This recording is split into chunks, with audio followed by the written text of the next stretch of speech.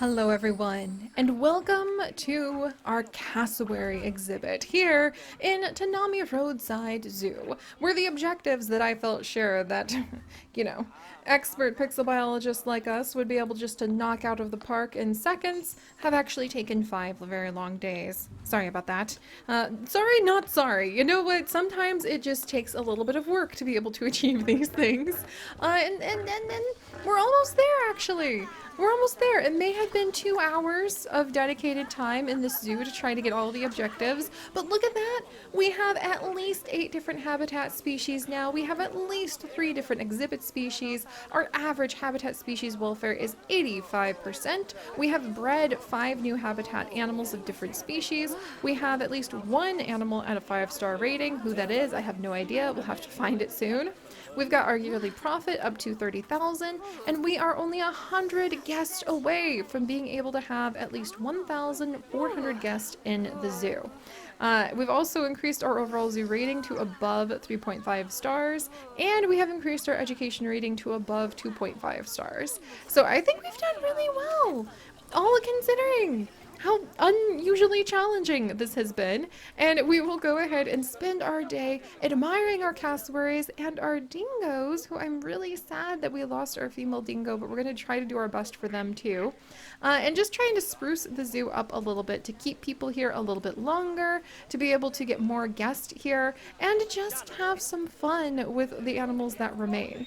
So let's actually start by putting some shops over here to try to attract people over to this side. I also want to spend some time admiring the details that went into, look at this. You've got some juices, you've got some watermelon. Look, look at the, oh no, dangerous fighting due to overcrowding. I'm coming. I'm coming. The boys have now matured. They need to be released into the wild. I'm on it. Mom and dad are there. Everything should calm down now. They're fighting because there were too many. Ooh, cassowary fighting. Whoa, whoa, whoa, whoa, whoa. Calm down, you two. Calm down. I sent your sons out.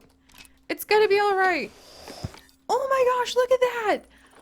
Oh, oh my gosh. Wait, is the male smaller than the female? Is the female normally smaller?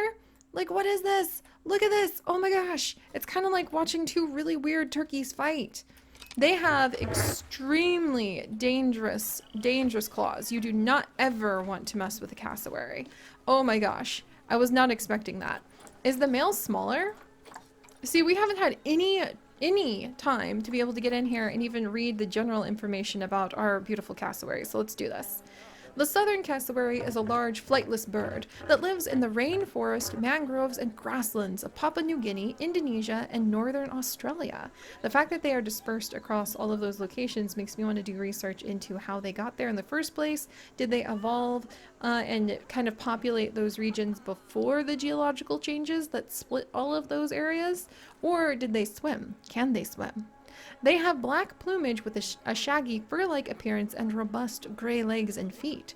The southern cassowary has a distinct brown casque on top of their head, so that little crest thing. A black-brown curved beak, a royal blue throat, I love that, a royal blue throat, and a pale blue crown. The back of its neck is orange and it has 2 red wattles hanging down on its throat. Although males and females look similar, females are significantly larger than males, have bigger crest, beaks, and brighter coloration. Oh, so that's what's going on here. Okay. So the females are actually supposed to be a lot larger. All right, well, we will work with our cassowaries in just a second here. I want to spend some time learning more about them and cooing over them. But first, we need to come in and we need to put down a bean burger station where you can get some fresh grilled bean burgers right over here. All right, let's put you right here. Hopefully guests will be able to... Wait, did I... Oh my gosh. This thing is like in the ground and it's totally not supposed to be. So we're gonna move this. There we go. And we're gonna go ahead and flatten this territory and like get one of the shops in here first. What? Oh, I can't. What? Okay, never mind. I'm actually not able to adjust the terrain whatsoever. I have been tumbled. Fine, we'll put it over here. That's unusual. And then I was gonna make like a little picnic area and everything, but that's gonna be a bit challenging if I cannot even change like the way that the terrain is laid out. So, oh yay, and the koala's having a baby. Aw. Here, we'll put this back here. Because I think if we feed our guest a little bit more, it'll actually get them excited about the idea of staying longer. And I would love to work more with these vending machines and be able to figure out like how cool they are. All right, yeah, see, because we can't change the terrain, this is gonna be a little awkward, but I'm sure it's fine. We'll just ignore the awkwardness of this. Can I move this forward? Oh, well, you know what? It's there. People will walk to it, whether they like walk through a wall or not. Wait, what? We have 1,400 guests here. So what else is wrong? Oh wait, no, but we don't have at least oh, that's conservation credits. Huh. I thought that those were guests. No, nope. Try again, Seri. All right, let's put down some benches in more places because if people have a chance to rest, yay! And we have a koala baby. If people have a chance to rest, they might stay longer too. And then I want to have, look at these cool picnic tables. Look at these things. Those are awesome. We're going to put down some picnic tables back here. So if you just want to come and sit and chill with the cassowary, you totally can. If that's your desire, come on over, friend. We'll have a nice little picnic spot. All right. And I want to get some more of these beautiful plants down. You know I've been busy if I haven't even had a chance to like coo over any of the plants. What? It's uneven placement. Curse you! I can't even straighten this out. Ah, well. Alright, let's see. We can put down some benches at least. Maybe people will at least be able to admire the benches. And look at these cute path canopies. I am absolutely going to put a few of these along here and along here. Just to like spruce this place up a little more. And then we need to have some trash cans back over on this side. And then, you know what we could probably use back over here? A toilet. I bet if people had more toilets, they wouldn't be so apt to try to disappear on us. All right, and then once we do all of those things, we'll double check to make sure that we have our... Oh, look at this cute toilet. Oh my gosh. We'll double check to make sure that we have our advertising campaigns going. Yeah, look at all the people coming over here. Let's get more benches down. So if you want to rest, here's the spot, friends. It's not pretty, but not much about this place is at the moment. However, while we wait for the guests to trickle in, and let's get another... Oh wait, did we do it? No, that's research. I got really excited for a second. I was like, huzzah, we've done it. No, not vendor. Let's get another caretaker over here. All right, and while we wait for the guests to hopefully trickle in, after I triple check our marketing. All right, let's just go all whole hog on the big marketing. There we go. But while we wait for the guests to go ahead and trickle in, let's actually make our cassowaries happier.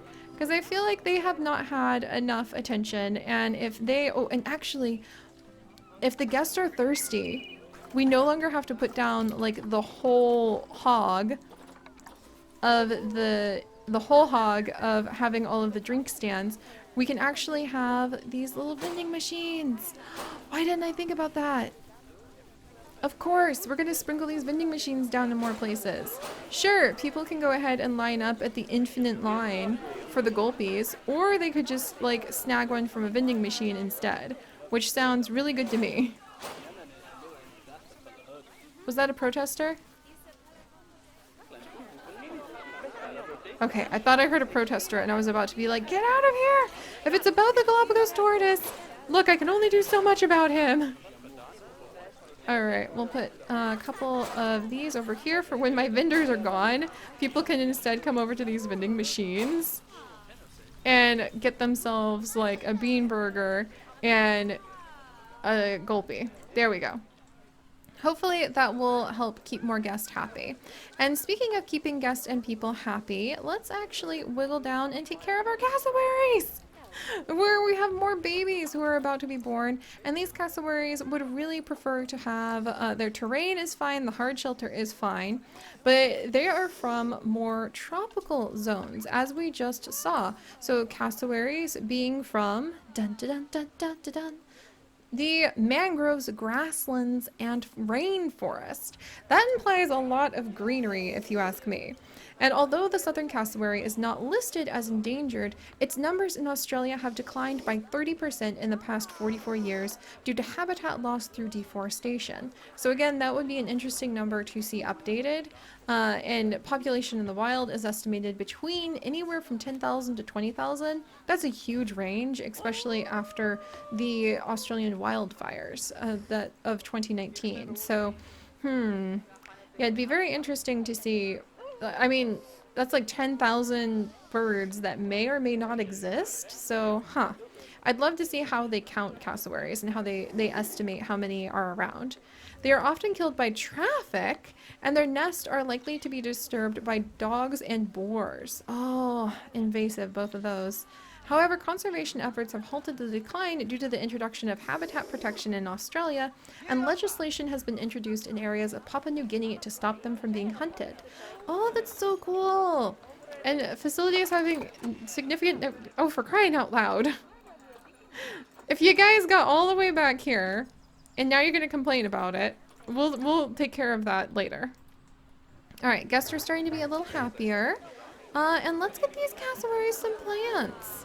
I like that idea. So we want Asian, oceanic, tropical plants. So Asian, and let's go for the oceanic continents. There we go. Yay! Alright, what do we have here? Bird's nest ferns, coconut palms. Oh my gosh, I want a few coconut palms. That would be really cute. Custard apple trees. We've got more bird nest ferns. What is a big plant? Kapok trees! Yes! Yes! These big old boys. Oh, my husband and I both love the kapok trees. They're just so cool. Alright, so now the birds are like totally content, but I am not. We need more plants! Let's spread these everywhere. Now we can actually kind of like hide. Oh, we could actually we could actually go ahead, snap to surface, and we could kind of hide their little wooden basic shelter. I love it. We could actually like put the plants all around it. That's so cute. Okay, what else do we have here? There are some spiny headed mat rushes that we can... The babies are born! Welcome to the world, little ones! Welcome! Let's get these spiny headed mat rushes in here. Rainbow eucalyptus trees! Oh, this is why I am a little sad we decided to go with a big old challenge first, but only in a like looking back way, because I had no idea the rainbow eucalyptus trees would be here. I love them. Look at their bark. Okay, I'm gonna have to look up some more cool facts about the rainbow eucalyptus trees so that I can rattle them off to you guys, but I promise they're really cool. There we go. And now we have plenty of trees in for the cassowaries. Finally. That makes me very happy. Alright. And then yes, Yvette hasn't attended habitats in a long time. She's been busy. She's been busy. We have enough money now, but you know what? If that's what you're worried about, we'll go ahead. We'll get another vet. And how are we doing? So we've got more people coming. Are we going to be able to complete the challenge? Pretty sure we'll be able to complete the challenge. I think the goal should just be, oh, let's get another dingo. Yes. Oh, look at how beautiful this is. We have taken this bleak little corner of the world that was mostly just sand, and we have refurbished it, even though, you know, it deserves to be just sand if that's what the nature of the climate and everything needs to be. Trees aren't always the answer. I can embrace that truth. But we have refurbished it a little bit to at least show off some of the wonders of the wild. Alright, facility. Okay, fine.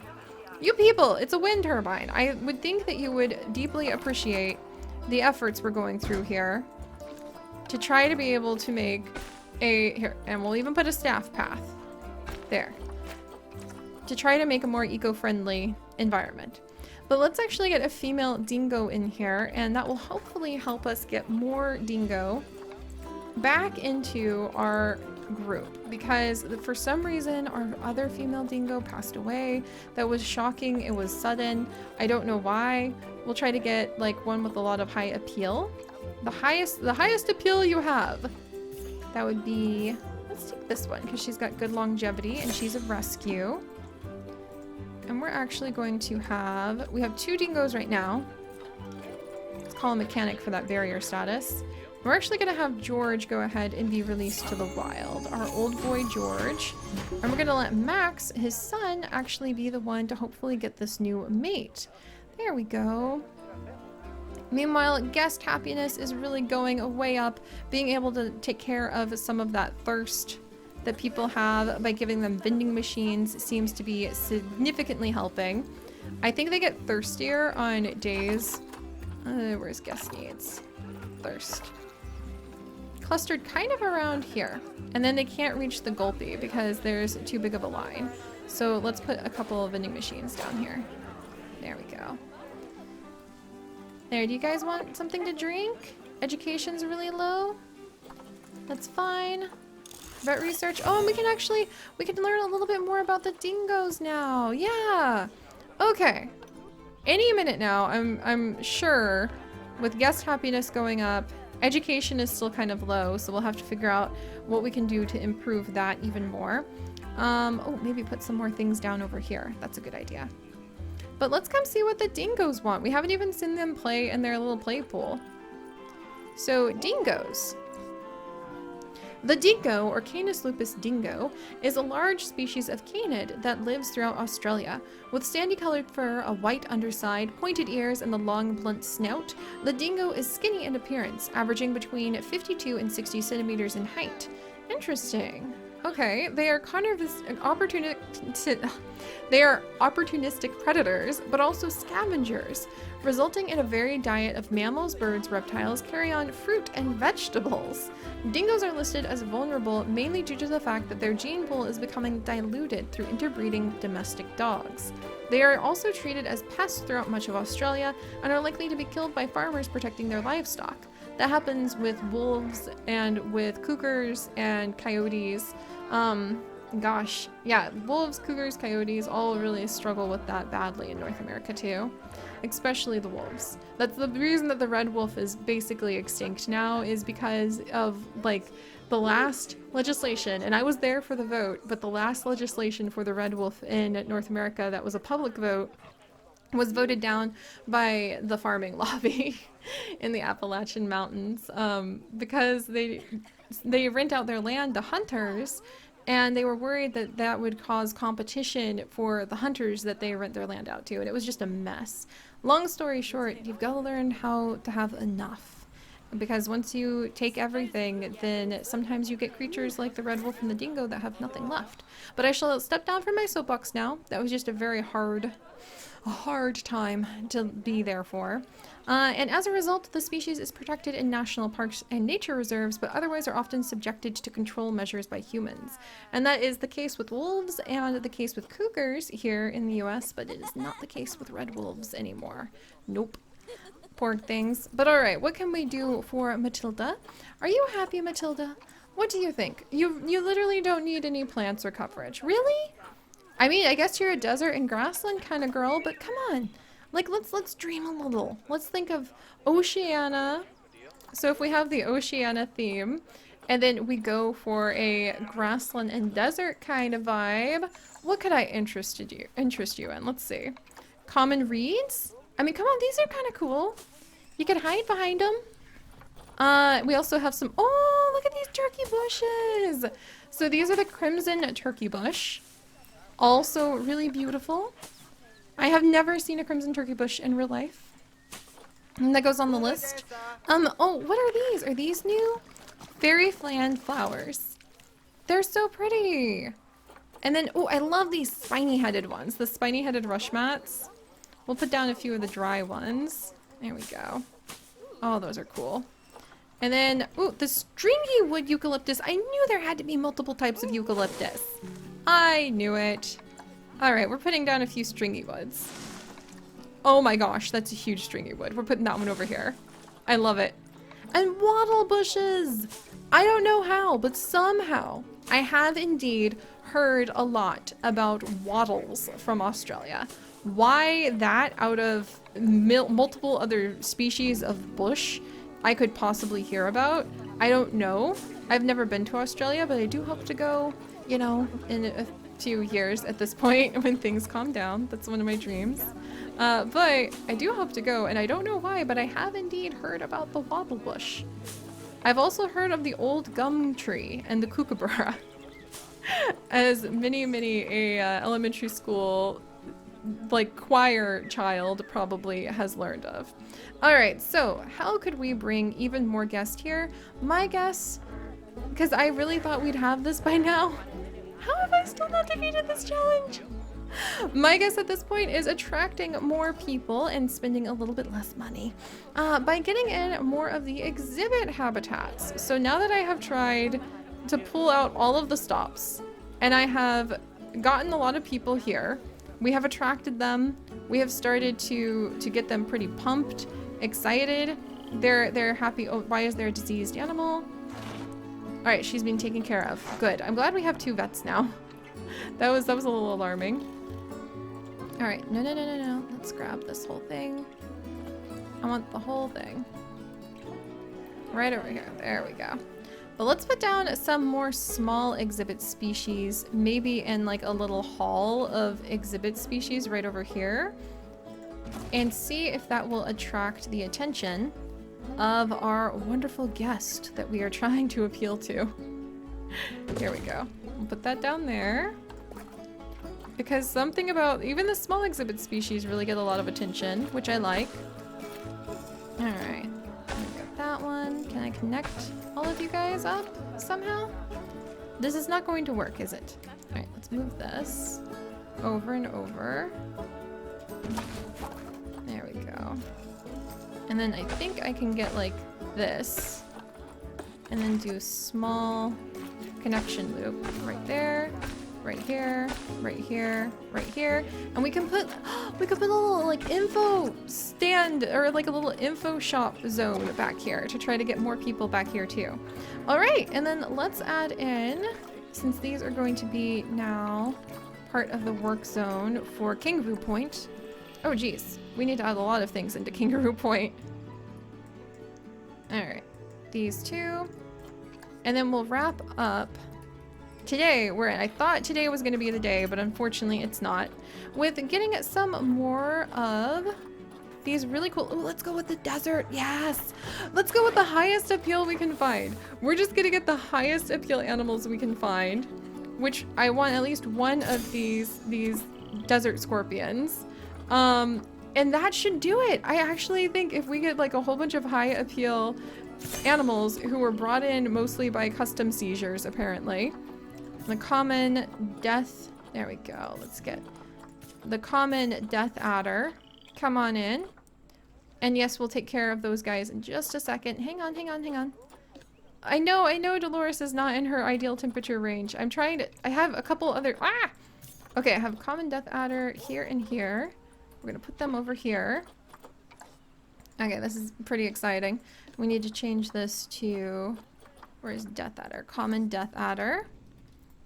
And we need to change this one down here to the hairy scorpion. And this one to a boa. And let's get over here, change their temperature range and their humidity. Get them taken care of. Let's cool them off. Get them a little bit more humidity. Here we go. What about this one? Oh, she's doing so good. There we go. And we can actually improve her layout a ton because we've already done research on that. Good. That's good. What about this one? Good. Could be a little bit more humid, actually. We can actually add to that. There we go. And now we would have more education going on for our guests, too, which should make them a little happier as well. Wow, the common death adder lives in a very humid environment for what I would have considered a desert snake. And yes, I knew it somehow, some way. boy, that actually brought in enough guests. So now we have finally improved it, possibly because we had higher appeal animals. Ah, these are the little details I really need to learn and deeply, deeply be influenced by. Oh, and I'm so glad that the blue-tongued lizards have such high appeal. Yay! We're gonna get one eastern brown snake. We're gonna put it right over here. And now all we have to possibly do is sit back, relax, and admire the fact after all of this that we just need the money to kind of play itself out. And then everything should be okay. All right, how are we doing here? Good. There. And we can improve the layout for this little one too. Yay! Oh, I'm so glad, you guys. Now I just need to not spend any more money for a little bit, other than to maybe get some people like a drink station back here so that they'll at least have something to drink because they seem pretty exhausted. Many guests think the tickets are underpriced. Thank goodness. They're being yoinked up. Boom. All right. Maybe that'll offset the vast number of expenses we just put out. Okay. There we go. A few benches. And we have really improved this area, and I've learned something from it. And I want to spend some more time with the dingoes and the cassowaries to learn a little bit more about them.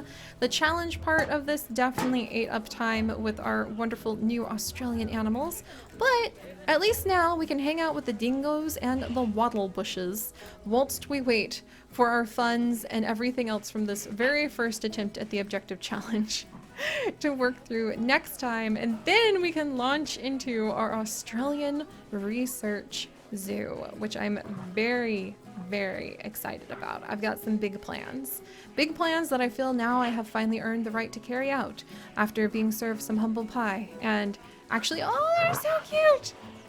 And actually working with our dingoes. So if you guys could, do please leave a like for our beautiful dingoes, the glorious rainbow eucalyptus bush, or tree, pardon me, the wattle bush, and all the other wonderful things we have discovered this time around. And if you would like to join us on this and literally thousands more adventures, do please consider subscribing. But most importantly, my friends, stay curious. And I'll see you guys next time. Bye-bye!